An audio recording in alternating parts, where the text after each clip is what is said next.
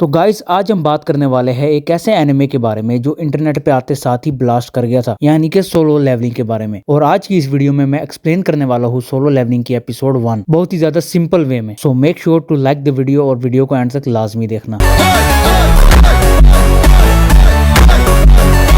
तो story start होती है एक ऐसे वर्ल्ड से जहां पर अचानक गेट्स ओपन होने लगते हैं और ये गेट्स दूसरी दुनिया के पोर्टल्स होते हैं और इन पोर्टल्स के अंदर डिफरेंट तरह के मॉन्स्टर्स रहा करते होते हैं और इन मॉन्स्टर्स को रोकने के लिए कुछ लोगों को स्पेशल पावर मिलती है जिन्हें हंटर्स कहा जाता है। जिस तरह पोर्टल्स की रैंकिंग होती है इसी तरह हंटर्स की भी रैंकिंग होती है। कुछ पोर्टल्स इतने ज्यादा स्ट्रॉन्ग होते हैं कि उन्हें एस का टाइटल मिला होता है और कुछ इतने वीक होते हैं कि उन्हें डी रैंक का डंजन बुलाया जाता होता है। इसी तरह हमारे हंटर्स की भी रैंकिंग होती है। अगर कोई स्ट्रॉन्ग हंटर है तो उसका एस रैंक मिलेगा और अगर कोई वीक हंटर है तो उसे ई रैंक मिलेगा। और यहीं से स्टोरी हमारे मेन कैरेक्टर की तरफ जाती है जिसका नाम होता है सन जिन वू और वो इस पूरी वर्ल्ड का सबसे वीकेस्ट हंटर होता है। तो सन जिन वू इतना वीक होता है कि लोगों ने उसे टाइटल दिया होता है वर्ल्ड वीकेस्ट हंटर का, लेकिन फिर भी वो अपनी फैमिली के लिए काम करता रहता है और डेंजरस से डेंजरस डंजन्स के अंदर जाता है ताकि वो ज्यादा से ज्यादा पैसा कमा पाए। तो एक दिन सन जिन वू अपनी टीम के साथ एक लो लेवल डंजन में एंटर करता है। सब कुछ तो नॉर्मल जा रहा होता है लेकिन फिर उन्हें एक सीक्रेट रिवील होता है कि ये कोई आम डंजन नहीं बल्कि एक डबल डंजन है जो बहुत ज्यादा डेंजरस होती है। अब यहाँ से स्टोरी बहुत ज्यादा इंटेंस हो जाती है। अब सारी टीम एक हॉल में एंटर करती है जहाँ पे बहुत ही ज्यादा बड़े बड़े स्टैचूज रखे होते हैं और उन्हीं में से एक स्टैचू जिसे हम आर्किटेक्चर बुलाएंगे उसने एक बुक टाइप कोई चीज पकड़ी होती है जिसपे इस डंजन के रूल्स लिखे होते हैं कि इस डंजन को किस तरह क्लियर करना है। और हमारे हंटर्स जैसे ही ये मैसेज पढ़ते हैं तो सडनली एक स्टैचू की आंखें ग्लो करने लगती है और फिर मैसेकर स्टार्ट हो जाता है। वो स्टैचू आता है और सारों को मारने लगता है अपनी लेजर्स की वजह से। लोग एक एक करके मरते जाते हैं, सब लोग पैनिक कर रहे होते हैं। तभी हमारा मेन कैरेक्टर सन जिन वू को समझ आता है कि अगर उन लोगों को यहाँ से जिंदा निकलना है तो उन्हें ये रूल्स मानने पड़ेंगे। तो वो एक एक करके सारे रूल्स को अप्लाई करता है और वहाँ पे 3 रूल्स लिखे होते हैं। पहला रूल होता है कि वर्शिप द गॉड और दूसरा रूल होता है कि प्रेज द गॉड और लास्ट में होता है प्रूव योर फेथ। तो सन जिन वू अपनी इंटेलिजेंस का यूज करते हुए उन रूल्स को समझता है और लोगों को गाइड करता है। कुछ टाइम के बाद हमें लगता है कि सिचुएशन अंडर कंट्रोल है, लेकिन फिर और भी जो स्टैचूज वहाँ पे खड़े होते हैं वो सारे के सारे आहिस्ता आहिस्ता करके हर एक प्लेयर की तरफ बढ़ने लगते हैं और जब कोई हंटर उनकी तरफ देखता है तो वो वहाँ पर ही रुक जाते हैं। और यही उनका लास्ट रूल था कि प्रूव योर फेथ। और ना चाहते हुए भी लास्ट में सन जिन वो ये डिसाइड करता है कि वो सबसे वीकेस्ट हंटर है तो वही सैक्रिफाइस होगा। इसलिए वो अपने फेलो हंटर्स को बोलता है कि तुम लोग यहाँ से भागो, मैं इनकी तरफ देखूंगा। और होता भी कुछ ऐसा ही है, वो सारे के सारे सन जिन वो को छोड़ के चले जाते हैं और लास्ट में वही होता है जो होना चाहिए था, यानी कि सन जिन वो को वो इतने बुरे तरीके से मारते हैं कि वो आखिर में रोने ही लगता है। और वहीं पर हमें पता लगता है कि सन जिन वो ने लास्ट पजल को भी सुलझा लिया है और इसी के साथ ये डंजन खत्म होती है। और एज अ रिवॉर्ड सन जिन वू को एक मिस्टीरियस सिस्टम मिलता है और यहीं पर ही एपिसोड 1 का एंड होता है। और ये सिर्फ स्टार्टिंग है सन जिन वू की इनसेन जर्नी का, जहां पर वो वीकेस्ट से सबसे स्ट्रॉन्गेस्ट हंटर बनेगा। अगर ये आपको वीडियो अच्छी लगी तो लाइक करो, सब्सक्राइब करो और कमेंट में ये बताना कि आपको वीडियो कैसी लगी है। तो मिलते हैं इसके एपिसोड 2 में।